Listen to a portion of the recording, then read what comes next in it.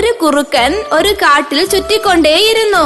പെട്ടെന്നൊരു ശബ്ദം കേട്ട് കുറുക്കൻ തന്റെ പിൻഭാഗത്ത് ഒരു വേദന അനുഭവപ്പെട്ടതായി തോന്നി.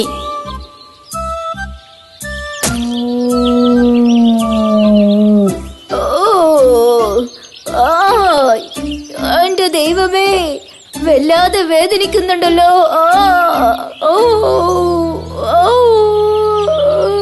വേദന കൊണ്ട് തിരിഞ്ഞു നോക്കിയ കുറുക്കൻ തന്റെ വാല് ഒരു കുരുക്കിൽ കുടുങ്ങിയതായി കണ്ടു. അതിൽ നിന്നും ഊരുവാൻ വേണ്ടി അത് കഴിയുന്നതും ശ്രമിച്ചു നോക്കി.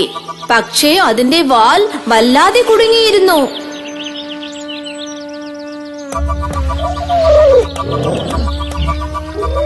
അത് വീണ്ടും വീണ്ടും ശ്രമിച്ചുകൊണ്ടേയിരുന്നു. ഈ പ്രാവശ്യം അതിന്റെ മുഴുവൻ ശക്തിയും പ്രയോഗിച്ച് അത് വലിച്ചു നോക്കി. അയ്യോ, കഷ്ടമായി പോയി. എന്റെ ദൈവമേ, ഞാൻ രക്ഷപ്പെട്ടു. അപ്പോൾ കുറുക്കൻ തിരിഞ്ഞു നോക്കി. അതിന്റെ വാൽ ആ കുരുക്കിൽ തന്നെയായിരുന്നു ഉണ്ടായിരുന്നത്. പാവം, കുറുക്കന്റെ വാൽ പകുതി മുറിഞ്ഞു പോയിരുന്നു. എന്റെ വാല്, കൊറേ മുടിയുള്ള ഭംഗിയുള്ള എന്റെ വാല് ഇങ്ങനെ മുറിഞ്ഞു പോയല്ലോ. ഇനി ഞാൻ എന്ത് ചെയ്യൂ? എന്റെ വാല്, എന്റെ ഭംഗിയുള്ള വാലില്ലാതെ ഞാൻ ബാക്കിയുള്ള കൂർക്കന്മാരെ എങ്ങനെ കാണും?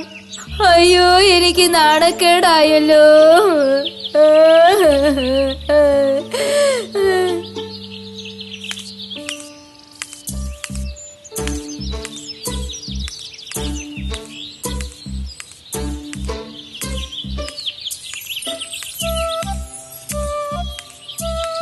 കുറുക്കൻ ആലോചിച്ചുകൊണ്ടേ നടന്നു.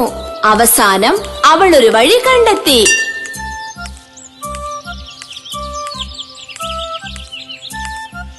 അത് എല്ലാ കുറുക്കന്മാരെയും വിളിച്ചുകൂട്ടി ഒരു യോഗം നടത്തി. അപ്പോൾ ആ കുറുക്കൻ, ഞാൻ പറയണത് കേൾക്കൂ.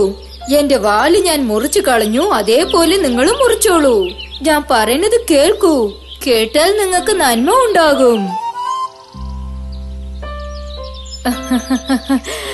ഇവിടെ നോക്കൂ, ഇത്ര നീണ്ട വാല് കൊണ്ട് ഒരു കാര്യമില്ല, അപകടമേ ഉണ്ടാവൂ. മാത്രമല്ല, വേട്ടനായ്ക്കൾ നമ്മളെ പിടിക്കാൻ വരുമ്പോൾ ഈ വാല് കൊണ്ട് എന്തെങ്കിലും കാര്യമുണ്ടോ? നമ്മൾ എല്ലാവരും സംസാരിക്കാൻ ഒന്നുകൂടുമ്പോൾ ഈ വാല് എന്തു ചെയ്യുന്നെന്ന് ആർക്കെങ്കിലും പറയാൻ കഴിയോ? നിങ്ങൾ കാലിൽ അത് കെട്ടിവെക്കാൻ പറ്റുമോ? അല്ലെങ്കിൽ അതിന്റെ പുറത്ത് നിങ്ങൾ ഇരിക്കുന്നുണ്ടോ? അല്ലെങ്കിൽ ബാക്കിയുള്ളവരെ നിങ്ങളെ വാലിന്റെ പുറത്ത് കാൽ വെക്കാൻ സമ്മതിക്കുന്നുണ്ടോ? പറയൂ, പറയൂ, പറയൂ, വേഗം പറയൂ.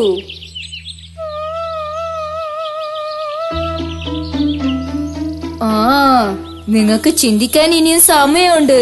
വാലെന്ന് പറയുന്ന ചങ്ങിളിൽ നിന്ന് പുറത്തേക്ക് വരൂ. വാലില്ലാത്ത ഒരു പുതിയ സമൂഹം ഉണ്ടാക്കാൻ എന്റെ കൂടെ വന്ന് ചേരൂ. നിനക്ക് മാത്രം ഭംഗിയുള്ള വാലുണ്ടെങ്കിൽ നീ ഇങ്ങനെയൊന്നും സംസാരിക്കത്തില്ല. നിന്റെ ദാനം മറക്കുവാനും നിന്റെ സ്വന്തം ലാഭത്തിന് വേണ്ടി മാത്രമാണ് നീ ഇങ്ങനെയൊക്കെ സംസാരിക്കുന്നത്. അവിടെയുള്ള എല്ലാ കുറുക്കന്മാരും അവരവരുടെ ഭംഗിയുള്ള വാല് ഉയർത്തിപ്പിടിച്ചുകൊണ്ട് ആ കുറുക്കന്റെ മുമ്പിലൂടെ ചിരിച്ചുകൊണ്ട് നടന്നു. കുട്ടികളെ, ഇതിൽ നിന്ന് നമ്മൾ മനസ്സിലാക്കേണ്ട കാര്യം എന്തെന്ന് വെച്ചാൽ, സ്വയം ലാഭത്തിന് വേണ്ടി ആര് എന്ത് പറഞ്ഞാലും നമ്മളത് വിശ്വസിക്കരുത്. തുടങ്ങി. അത് ഭയങ്കരമായിരുന്നു.